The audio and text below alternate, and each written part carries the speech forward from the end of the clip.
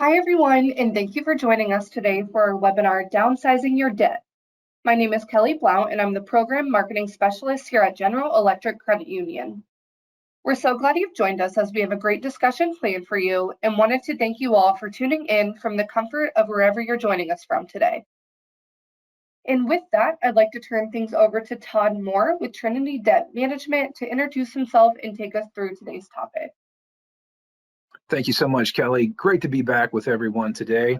I'm Todd Moore from Trinity Debt Management, and today wanted to kind of go back, take a look at the actual economy over 2023, and let's work together to make a plan looking at the new year. As we all know, 2023 has been absolutely awful in terms of inflation and debt. Wanted to share with you some of the findings as I was looking through the literature in preparation for today. And I think for most of us, we've just had a tough year. It's also one of the challenges as we are in the middle of the holiday season, and we're also thinking about trying to minimize some of our debts and make a new financial plan in 2024. So let's just take a look at some of the numbers. And if you're feeling a little overwhelmed right now financially, I think the numbers will show that you're not alone.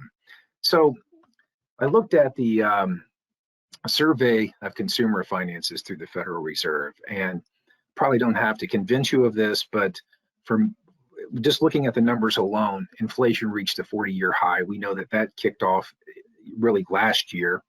And then we've just continued to struggle with inflation over this last year in 2023. So know that most of us who are struggling financially are just trying to figure out ways to improve our personal finances. Inflation has just been one of those awful factors in the economy that's just weighted us down.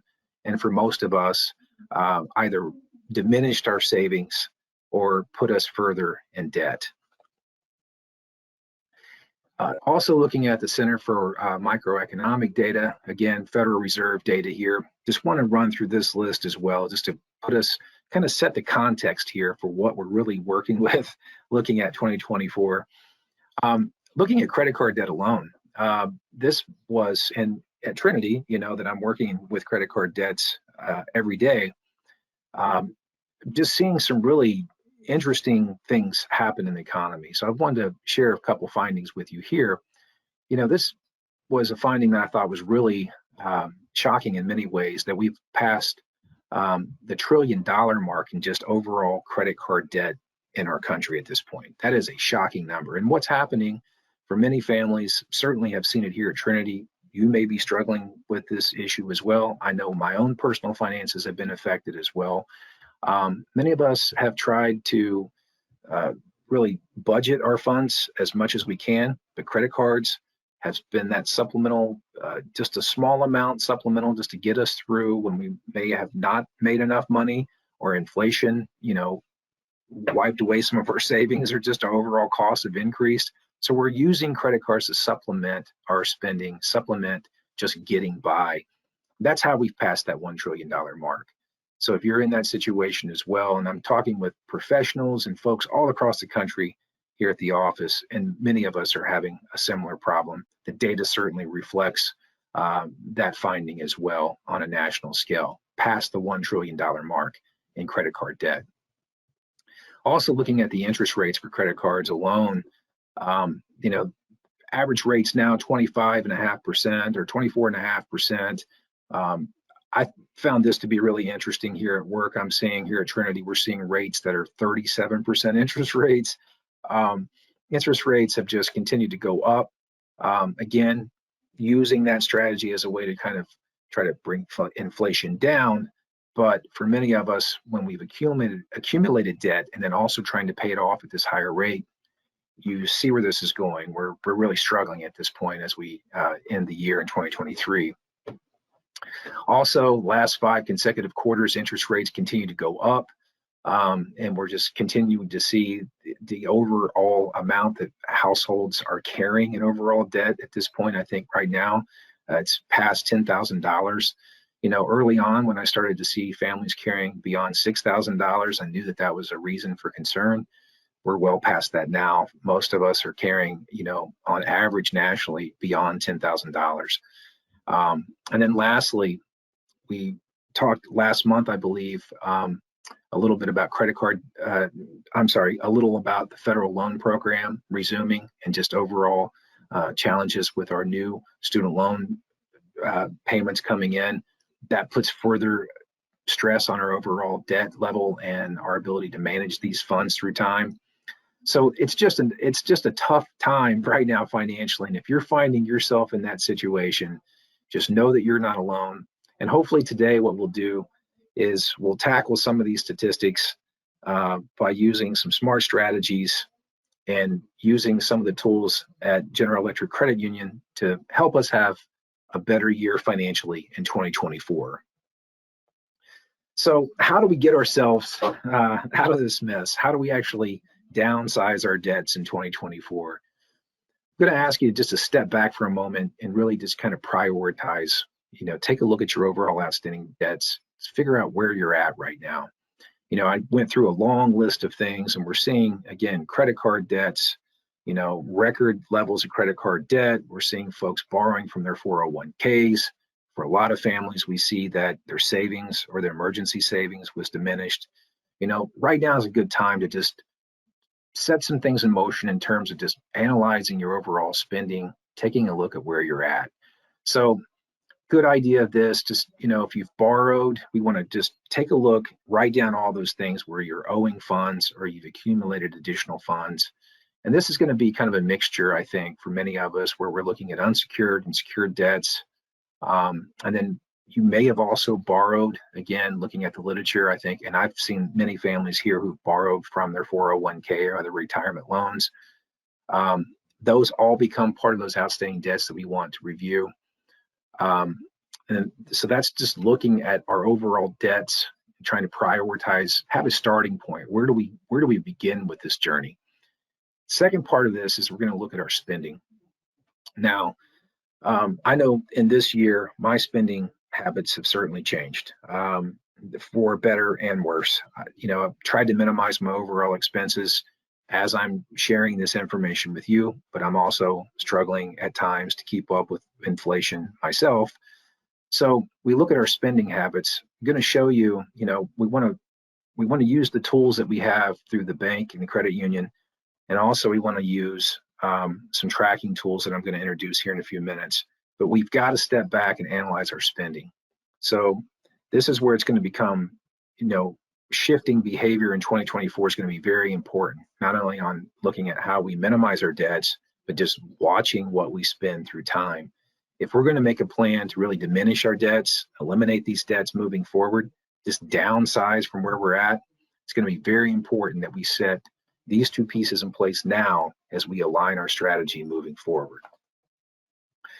So I've talked a lot in the past about having some type of budget, and I'm going to produce two different budgets for you to analyze here today. Now, I'm going to take a little different approach on this, where I've presented in the past just conceptually what this budget is intended to do.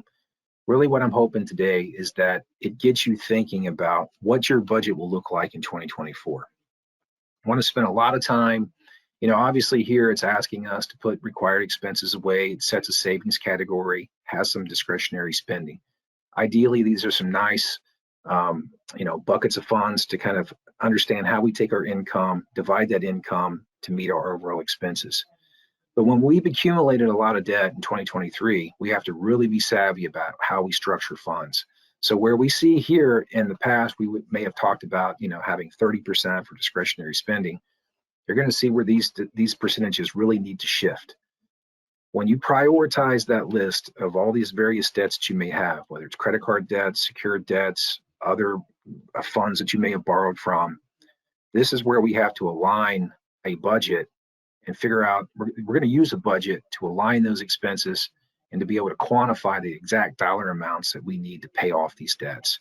So this is going to allow us to do two things. One, look at our income, analyze our income, and secondly, look at outstanding debts. For many of us, we're going to be in a situation where income alone is just not enough to keep up with inflation. So we may have to look at additional sources of income. for a lot of families right now, it may be finding a second job or even a third job just to offset inflation. The second part of that is looking at our overall expenses, really categorizing your expenses and going through looking at all those various debts, unsecured, secured, other debts that you may owe, but then just overall expenses that are monthly expenses where you could try to cut as much from that budget as possible. The goal here is to try to find some additional funds, not only to meet our required expenses, as we see here in the chart, but to have some type of income that's available to downsize debts, moving forward. So bottom line here, if you haven't set a budget, or maybe you've accumulated debt in 2023 and we're looking for a starting point, we've got to begin this process by really looking at income and expenses through a budget. So I'm going to encourage you to do that now. I know we're in the middle of the holiday season, which it's not easy to talk about downsizing as we're looking at our overall spending for the holidays. But before you know it, in a few weeks, we're off into January, and we want a fresh start in the new year. So I'm going to ask you to take a look at this budget and, again, figure out a way to minimize expenses, and then also think about if there's additional ways to increase income in the coming year. Now, the money flow budget, as opposed to the broader budget, just setting something up and just doing the basic analysis, talked about the money flow budget in the past, but this budget can become very efficient for those who are really already doing some budgeting. They're comfortable looking at their expenses, making some additional cuts. What we're aiming to do here now is to think about ways to automate overall debt repayment. And what this would allow you to do, for instance, is to determine an exact dollar amount. Let's just say it's $80 that we target towards increasing on a monthly minimum payment. And you'll see in the coming slides why this becomes important. We can automate this process and really start to do some significant debt reduction. So using this type of budget, where it's planned for that $80 expense, or just quantifying some number to offset some of our overall expenses, we can actually set this budget up, and it becomes, once we know where our bottom line is, income and expenses, that additional funds can be prioritized to really have a quantifiable dollar amount for debt reduction. You'll see in the coming slides where I've taken the dollar amount, $80, and just looked at credit card debt alone, just to try to shift that debt downward. And regardless of the interest rate, what we're seeing is that $80 additional payment, in addition to the monthly, you can really start to diminish that debt. Whereas the monthly minimum payment, as you know, is a very, very slow crawl in paying off our debts. Money flow budget will allow us to set up a quantifiable dollar amount, align that to our overall spending plan, and then really set that in motion. So these are just two approaches with budgeting. Again, get you focused, think about budgeting, prioritizing expenses, looking at our overall income, finding ways to maybe increase our income, and then using one of these budgets to align specific dollar amounts to debt reduction. And this will come together in the coming slides. So we talked also in 2023 in prior presentations about tracking your spending, but want to focus on a couple different aspects here and why this is so critical at this time. So for most of us, again, and the literature is strongly supportive of this claim, in terms of overall savings amount, we've just seen so many folks diminish their savings in 2023. Keeping pace with inflation has just been incredibly difficult to do. So for a lot of us, we've just wiped out our emergency savings fund. It's way down. And, tracking your spending is really not only just about watching money, but changing overall behavior. And that's a theme I think that we're going to talk more about in 2024. What can we do to shift behavior to actually save more money? Now, I wanted to share this with you as well. I was looking actually just this morning at the 15th annual Fidelity Survey, looks at New Year's resolutions and spending resolutions, those sorts of things. And this finding here, again, is about having a savings goal. I think 50% of the folks that were surveyed, and this is a 15-year kind of survey they've used, this year 50% of folks surveyed said that they needed to rebuild their overall savings. It's just a matter of inflation. So when we're tracking our expenses, in addition to the budget that I presented to you earlier, really want you to use, whether it's the money management tool that's provided through the credit union, or really start to think about ways to get into your account and track your overall expenses. What we need right now is we have to not only minimize expenses, cut those costs as low as we can, but we really want to keep track of how we're spending money. Now, I know that I've gotten away from some things myself this year where, along with the kids and just trying to keep up with inflation and grocery shopping, those sorts of things, my behavior has changed too. But looking at 2024, I have to minimize expenses. And I want to encourage you to really focus on, just tracking those expenses through time, minimizing your expenses as much as possible, and utilize the money management tool, because this is a tool you can go into. You start to look for patterns in your spending. Where are you spending your money? How much are you spending? And then what can you diminish or what can you downsize that will allow you, for instance, $200 extra in just expenses that you can reduce overall in a month to pay down debts. That seems like maybe a reach for many of us, but if we can have, a goal where we've looked through our expenses, tracked our expenses through time, and have, again, a quantifiable dollar amount that we're going to use in addition to our budget to pay down debts, then this process will have had its full value. So track your spending using the money management tool, and let's look for additional ways to free up funds for debt reduction. In addition, we want to rebuild our emergency savings. Again, more than 50% of the survey indicated that they've already lost their savings. I know my personal savings have certainly gone down this year. Jokingly, I was talking with Kelly. I think we both feel a little bit like a Scrooge this year. But savings is down, income is down, so we have to make some changes. I'm going to ask you to, again, utilize the money management tool, and then automate the process.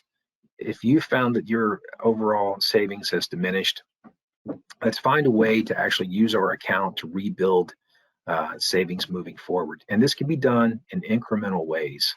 So once we've diminished some of our expenses, we've kind of looked through our tracking exercise, we've identified some of those patterns, we can figure out ways to save some additional money. Let's figure out a way now we can automate this process through a specific dollar amount that we kind of rebuild our fund, okay? So, oftentimes I'm asked, well, what should that dollar amount be?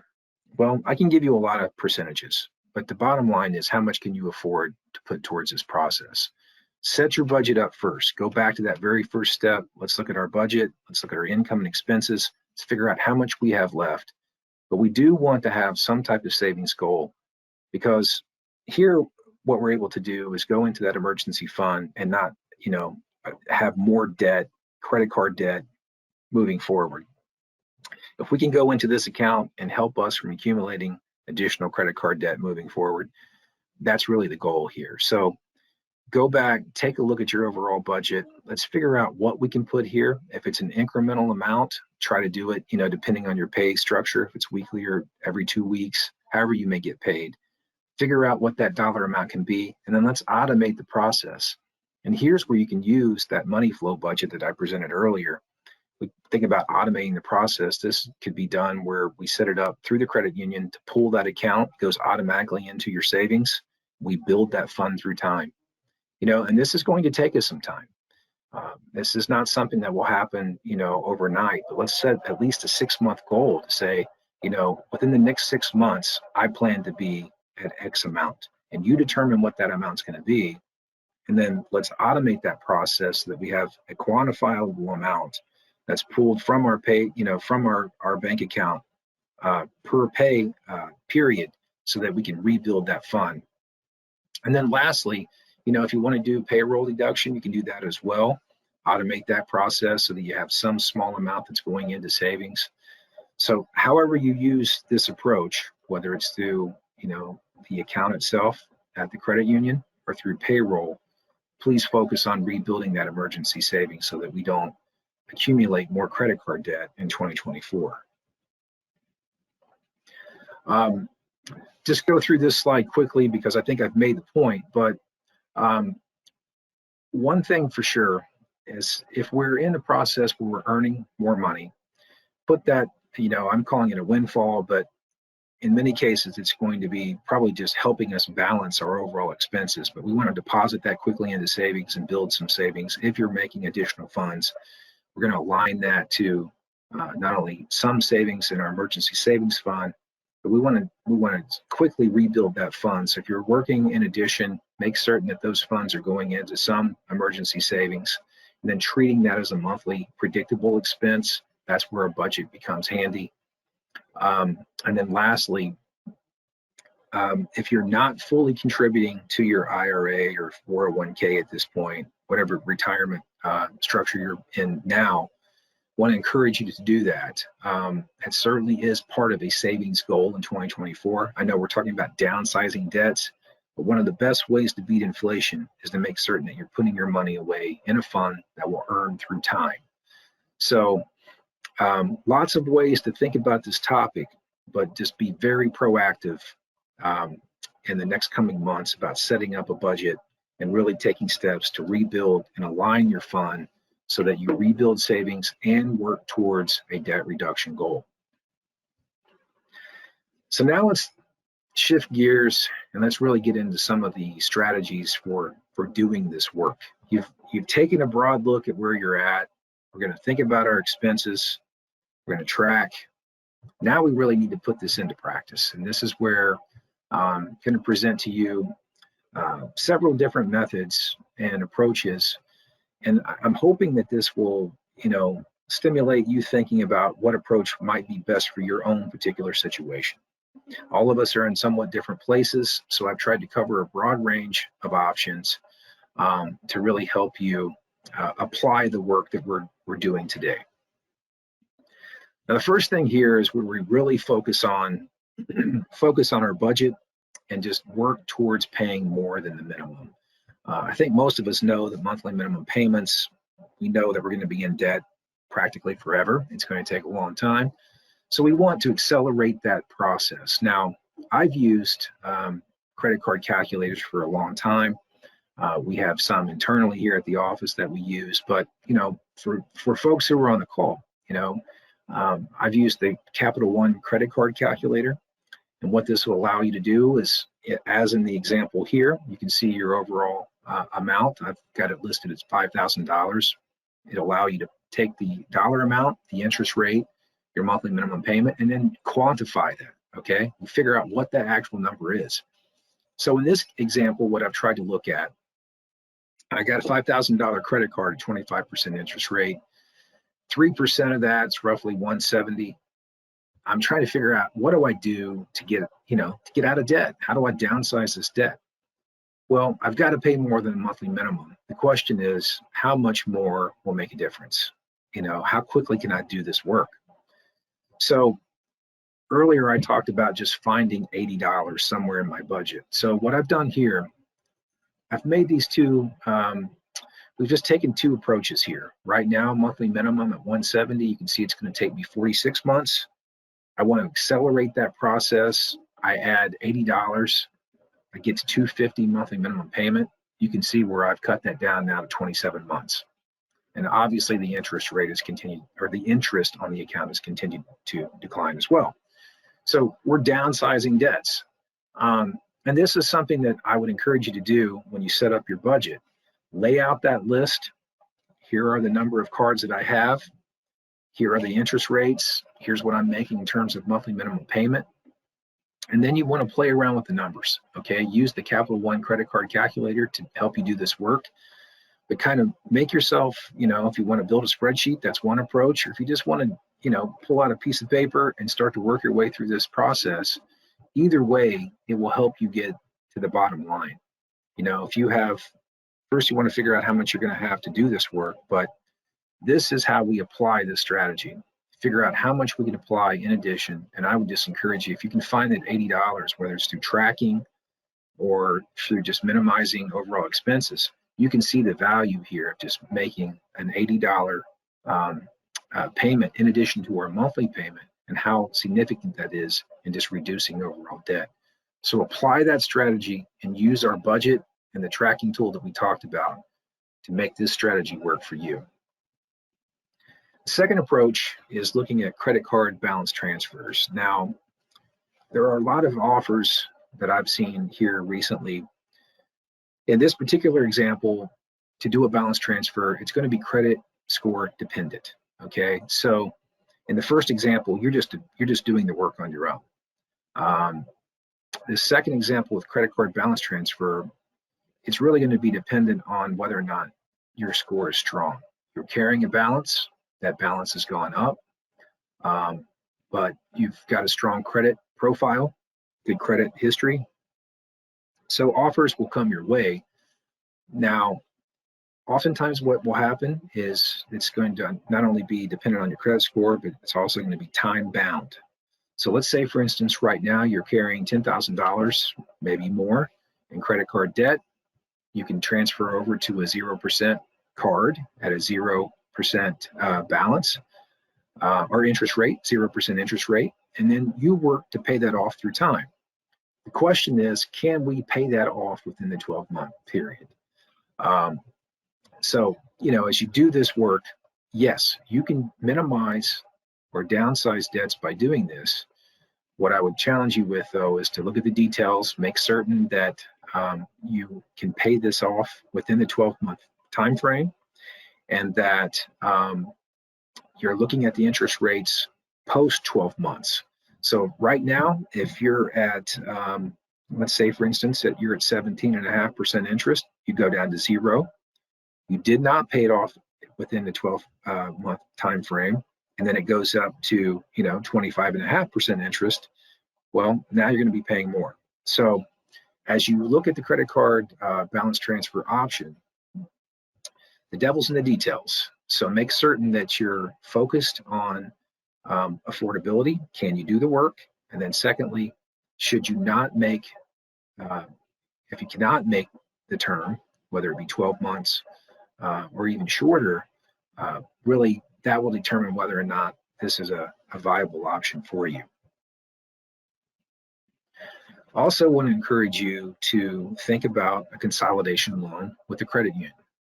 So right now, if you're paying high interest, and again, credit score dependent, you're struggling with outstanding debts, and you want to reduce those, you want to pay this debt off faster at a lower rate, and you may think about some type of consolidation loan. So what this will allow you to do is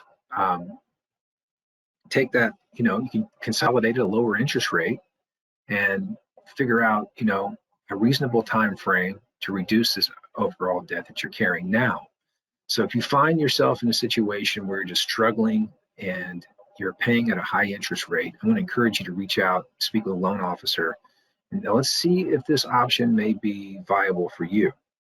Right now, again, 25.5% interest on cards, and I've seen so much higher.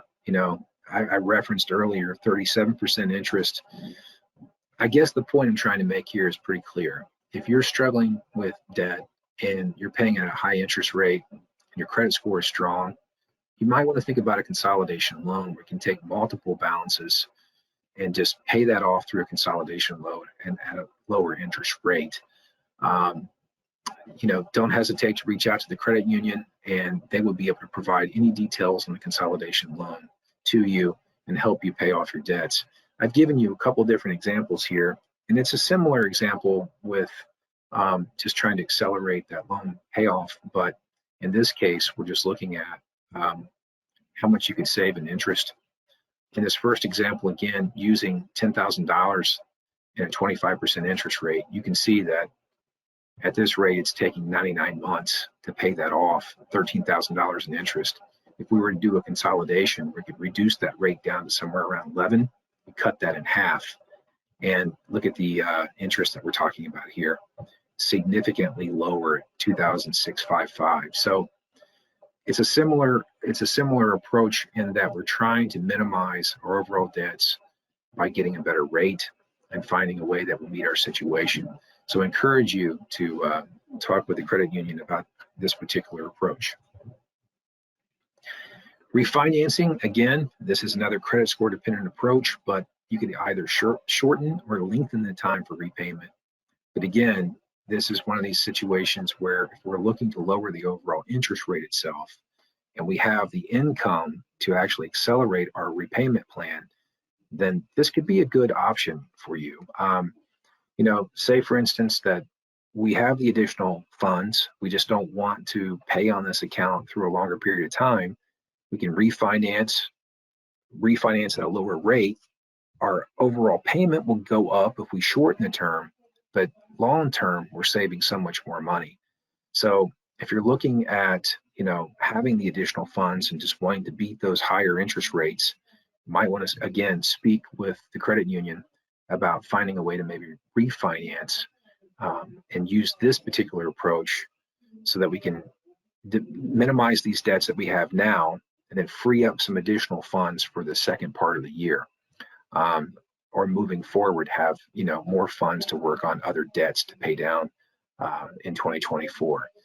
Again, speak with the credit union about refinancing, and there are several different options for you that they can share all the details about this particular approach. And that's again, with refinancing, if you wanted to refinance in a way that has home equity attached to that, again, this is where I want to encourage you to speak with a loan officer. Or if you want to use the equity approach, use some of that home equity to actually pay off some of your debt. Again, another option for you. And then lastly, if those types of approaches you feel are not for you, you can always look at the consolidation program itself, like Trinity Debt Management, where we reduce rates. Cards have to be closed to enter into the program. But right now, we're somewhere around 7%, where the program will reduce interest rates down to around 7%. Cards will have to be closed to do that, to get the rate. But if you have any kind of questions about what debt management is, I can certainly answer those questions for you later. But what I wanted you to see is there's many, many ways to tackle this overall problem. You have to figure out which one of these you feel is most consistent with where you're at now. And if you're struggling to do that and you've kind of worked your way through a budget, you need some additional help, again, reach out to the credit union, speak with a loan officer, let them know your situation, or give me a call directly, and I can work with the credit union or work with you here to figure out a plan that really best fits your needs.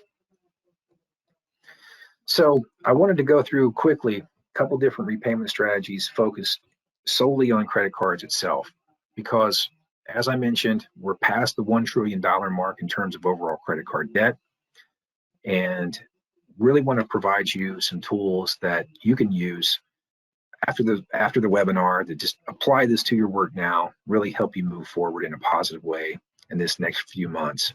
So I wanted to introduce to you these three approaches, really focusing on repayment strategies for credit cards.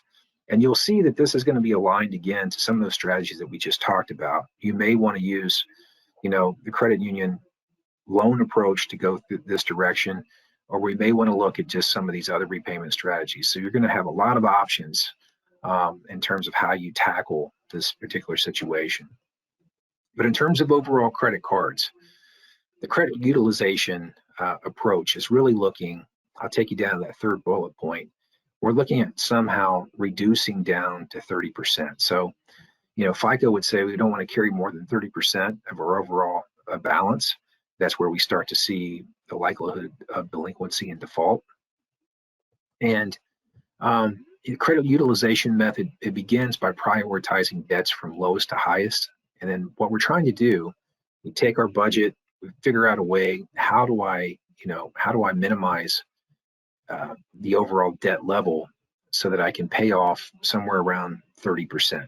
So we're not initially paying down all the way to zero. We're figuring out how to shave off some of the balances to get our total debt utilization around 30%. So good example of this, you have 4 credit cards. All of them are mostly maxed. So what we do is, in addition to that monthly payment, I take my $80. Now I start to pay this down to where I've gotten that card paid down to somewhere around 30%. I focus on the second card, use that same $80 approach, start minimizing that, and then so on and so forth. So across those 4 cards, what I've done now is I've diminished, shaved off some of that excess debt to where my total debt picture is around 30%. Then I kind of repeat that process and move things all the way down to 0. I mean, basically what we're looking at here is we want to find some efficient way to not only raise the credit score, but to pay this debt down, quickly through time. So credit utilization, it's a great way to do this.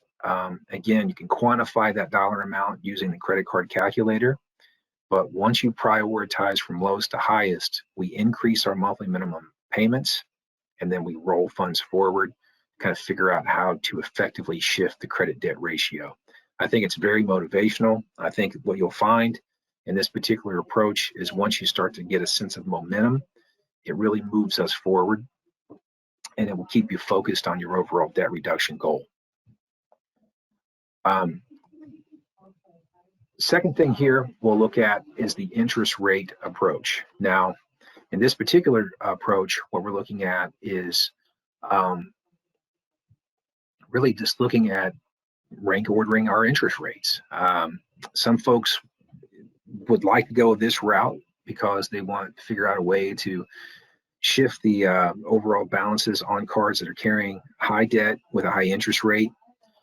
This particular strategy, basically what we're looking at, again, increasing those monthly minimums, focusing all of our energy on the highest interest rate card itself, and then trying to figure out some type of timeline. I've got here 24 months. When we're carrying a high amount of debt, I always look out at least 24 months because this process is not quick.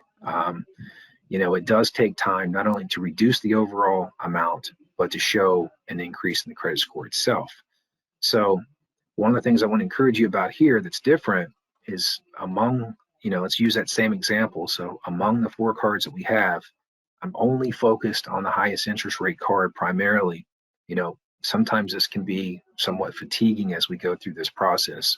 You may see the card itself start to diminish in how much you owe, but because you're carrying or maxed out on the other 3 cards, you may not see the credit score change very much, which sometimes can be a little disappointing for folks. They don't sense that momentum in their overall debt reduction strategy, so it can be very tiring. If you have the income to do the work and you have, you've got some additional funds to focus on an interest rate approach like this, there's good financial reasons to do it. It will save you a lot of money. But again, figuring out your overall income and which one of these strategies might be best for you. Last one, similar to the first one I presented on the utilization. Here what we're doing though is the rollover. The only difference is we would pay the first card completely off. Instead of just doing 30%, in this particular case, we rank order from lowest to highest debts. And then we focus our energy on, is paying off that lowest dollar card. And then we take that full amount and roll it forward in addition to the monthly minimum payment to try to pay that down. Again, I find this to be very motivational. It's efficient. It really accelerates the overall repayment time. And it also, you'll see you'll see this reflected in your credit score itself. Very important as we're doing this work because we don't want to get fatigued, burn out to the point where it becomes a real struggle to keep up with our debt reduction plan. So rollover method, really the only difference between this and the credit utilization approach is that rather than shaving it off to 30, we pay off that lowest dollar card entirely and then move those funds or roll those funds forward for debt repayment on card 2, 3, and 4. So 3 very different approaches depending on income and your personal preferences, your personal style. As we think about personal finance, we need to find that approach that you feel motivated to work through. So we've given you 3 different financial approaches here for credit cards in itself to help you through that process. Again, if those seem a little overwhelming in detail, reach out to the credit union, reach out to me here at Trinity, and we'll figure out, again, the best option for you. Now, lastly, as we look at other ways to downsize overall debts, just wanted to spend a few minutes here.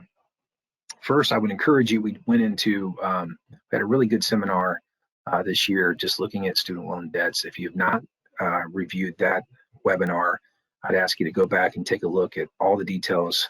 I think you'll find it interesting, and there's a lot of information and references there that look at student loan debts. But again, looking at the literature, one of the factors that we know for sure is that with student loan payments now, they resumed in October. This adds an additional dollar amount to many families who are already struggling with overall debts. So this becomes, again, money that makes it very difficult to rebuild savings or just have a stronger debt reduction plan. So if you're struggling here with student loan debts, we don't want to wait, okay? There is the on-ramp period. Right now with student loans that resumed in October, if you cannot make those payments, there is an on-ramp period so that allow the payment pause to continue. And this will help you, potentially minimize some of your other expenses so that when you do exhaust this overall on-ramp period, that you'll have some funds for debt reduction. So you want to take advantage of any of these approaches right now that are being offered through student loan repayment plans. If you're not an income-driven, an IDR income-driven plan, we want to encourage you to do that now. There's what's called the one-time IDR adjustment. So what this does, particularly for folks who are in the public sector or nonprofit sector, but it also applies even now to borrowers in the private sector. The one-time IDR, it would basically mean that if you were in a forbearance period, or if you have loans that would have counted towards public student loan forgiveness, those loans in an income-driven repayment plan, all of that now counts towards the 10-year forgiveness period through public student loan forgiveness. So there is a catch to this. If your loans are not through the federal direct loan program, they'll have to be consolidated, and that will need to be done by December 31st. So if you haven't done that at this point, we want to encourage you to take advantage of that, at least get the details. We have the prior webinar that you can review, but reach out to your servicer, ask questions about the IDR one-time adjustment. And you really want to make certain that you meet that deadline, because this truly will not go beyond December 31st. So if you have some student loans that would have counted towards public student loan forgiveness program, those loans now get counted in. You'll see that some loans will automatically be forgiven if folks have been in the federal loan program for longer than 10 years and had some type of public service job. And you'll see it come through phases in early 2024. There's still always the chance that some of this could be litigated, but because this is a different approach than what's occurred in the prior lawsuits, it's likely this one could have significant savings for a lot of folks through the one-time adjustment. The Saving on a Valuable Education Plan is a new income-driven plan. Again, it looks at income and family size. All income-driven repayment plans do look at income and family size, but it changes the overall adjusted gross income, moves things up to 225% for family size. And there's a whole range of numbers you can look at on the Department of Education's website. But the bottom line here is that if you're struggling to make payments and you don't want to go into default, there's plenty of options right now for you. The on-ramp, the IDR, or entering into the SAVE plan, which would basically mean you can earn more money, but depending on your family size and income, it will reduce your overall payment. Okay. So again, spending a little time on student loans, because I know that in addition to all the things we talked about earlier, credit card debt, wiping out emergency savings, on almost any statistic I looked at from any of the surveys, et cetera, the literature is very clear. Student loan debts do have an impact on the bottom line. Our budget is affected. It's an additional dollar amount. So I want to encourage you to really think about that part of your financial plan take advantage of the IDR and whatever programs you can take advantage of now to really have a viable plan for debt reduction moving forward. Won't spend too much more time on the student loan options because I think I've made that point clear, but forbearance and deferment options still do exist under the IDR. It will count in retrospect. So if you were on those things before, the IDR will count those, whereas they did not count before. If you're just out of school or trying to get back on your feet, there's always the on-ramp, or you can still use forbearance options. But again, maximum forbearance is 36 months. Maybe you're working professional, going back to school. This can be a great option to kind of offset some expenses.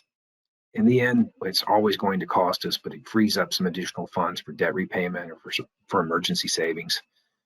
But again, focus on this, look at your options. And that's what I'm trying to do today is just lay out the options for you. If you have questions about student loans, I'll try to do some of that work for you. Had quite a lot of experience working with student loans. So if I don't know the answer, I know how to track that answer down for you. So if you do have some questions, please reach out to me. But this becomes that, I think, that final piece of having a strong financial plan in 2024, in addition to all the things we talked about today, is figuring out a way to really effectively manage your overall student loan debts. So lastly, as we get close to closing out today, and I'll answer any questions that you may have, just want to say Merry Christmas and Happy New Year to everyone. Despite all the challenges that we've had in 2023, I do look forward to 2024, and I do think that we're turning a corner. I really do. I think that we'll handle inflation effectively, and I think that things will get better. Starting to see a few little glimmers of hope out there. There are some costs that are coming down. Let's keep our fingers crossed that we use the right tools to do that. And then also just want to say to you, appreciate everything that the credit union has done to have Trinity be a part of all the series this year. Really appreciate that with Kelly and the credit union. Be really thankful for that this year. And thank you for your time. Thank you for joining us today and being a part of the webinar series. We truly value your presence here, and we appreciate that. So with that, I will take any questions that you have. And again, I appreciate everyone being a part of the webinar series this year. All right. Thanks, Todd, for, like you mentioned, being part of our webinar series throughout the year and taking us through today on different ways we can consider as we work to downsize our debt. So for everyone on the webinar, we'll go ahead and open it up for our Q&A session. There were a couple pre-submitted questions, but if you have any questions that you've thought of now, go ahead and submit that using your questions feature, and we'll get to as many as we can. So we'll start off with the first one. It's asking, do you have any strategies or tips to help pay off my house sooner? Yeah, this was, I didn't focus as much on this particular approach, but, with where you'd see acceleration for car loans, other types of loans, there's approaches with paying off your home loan itself. In addition to anytime we're paying more than the monthly minimum, again, you can use a calculator to figure out what that quantifiable amount would be. So what we're trying to do, same approach as we would take in other types of loans, we use that same strategy when it comes to just paying off a home loan. So in this particular case, we're just trying to figure out what that dollar amount would be, basically an additional principal payment to accelerate the loan repayment time frame itself. So if you borrowed under a 30-year plan, or not certain what that term would be, let's say a traditional homeowner is borrowing under a 30-year term, and we're really trying to accelerate that using one of those calculators. There's home loan repayment calculators that you can use online that are similar to the credit card calculator. What it will do, calculates what that dollar amount needs to be through time monthly in order to actually meet that overall goal. So the first thing that you would do is determine, what do you want that time frame to look like? And then we Same approach, dollar amount owed, interest rate, monthly minimum, and then you add that additional, you increase that additional payment. That will tell you what that quantifiable time frame will be. So it's the same approach. It's just loan acceleration. There's probably other tools as well that you might want to speak with maybe GE about. The credit union can probably, they may even have something on the website. I'm not certain about that particular calculator, but it's the same approach that we've talked about today. Same exact logic, same approach. All it does in this case is figure out how to accelerate loan repayment. Now, we'll say one last thing quickly about this. You want to be consistent. So if you determine you want to meet that 15-year term, I'm just using these kind of things broadly. If you determine you want to pay off in 15 years, then you want to make certain, in order for that math to work, it has to be the same amount through time, to really accelerate it and do this work correctly. You don't want those gaps in between.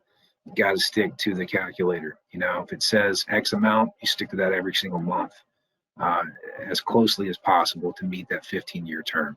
But the same logic still applies. Our next question says, if someone is unable to manage a plan on their own, does working with Trinity damage your credit, or is Trinity a creation plan company, and are there any fees for working with Trinity? Yes.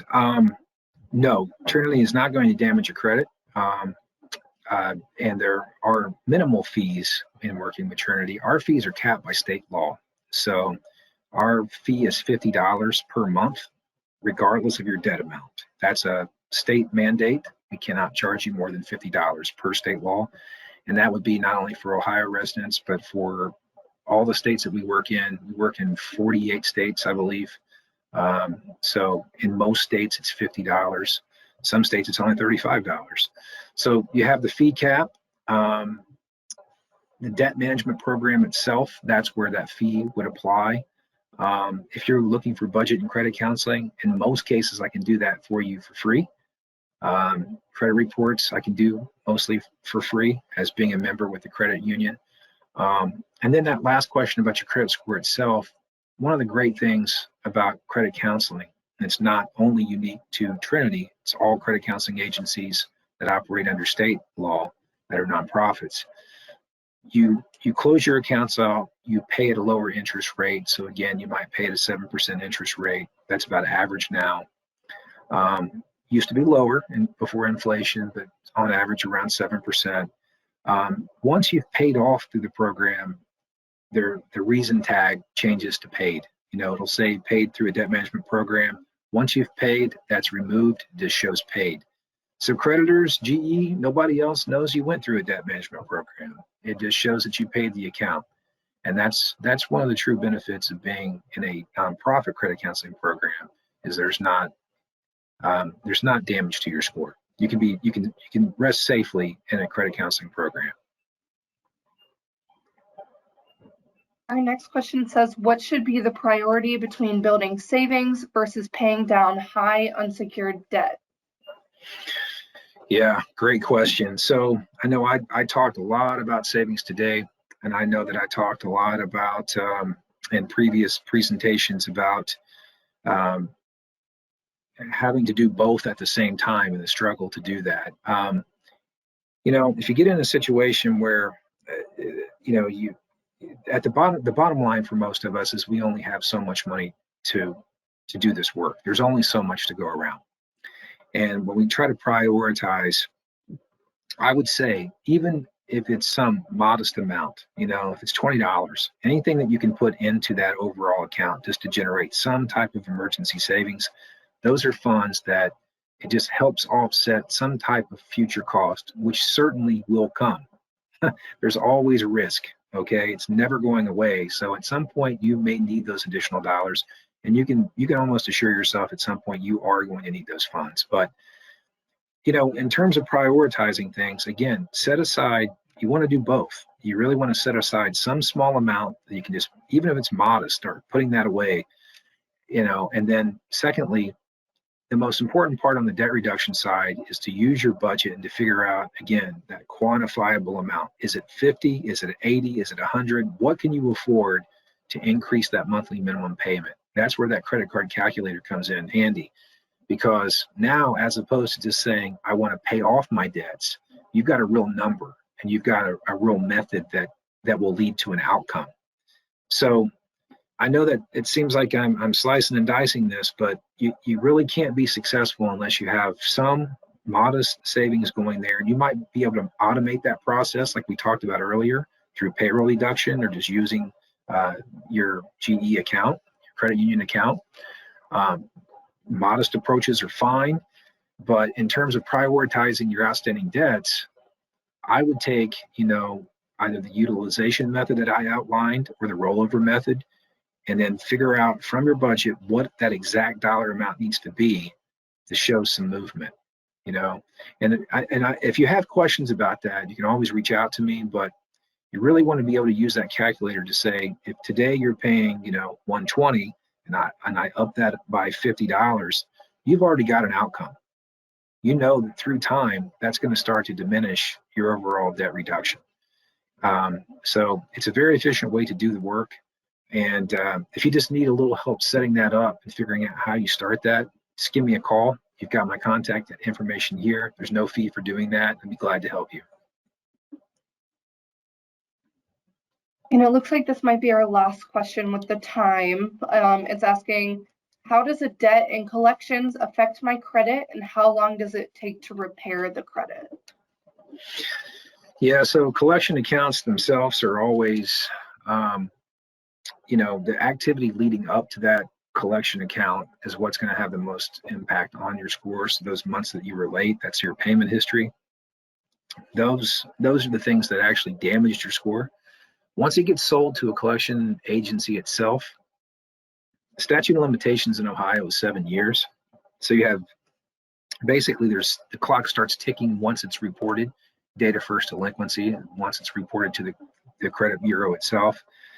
So there's a 7-year statute of limitations on debt collection. Folks will be calling, asking for funds, and there's a lot of things that can happen along that process. But in terms of overall credit scoring, all that activity leading up to the collection itself is what's going to have the most dramatic impact on your score.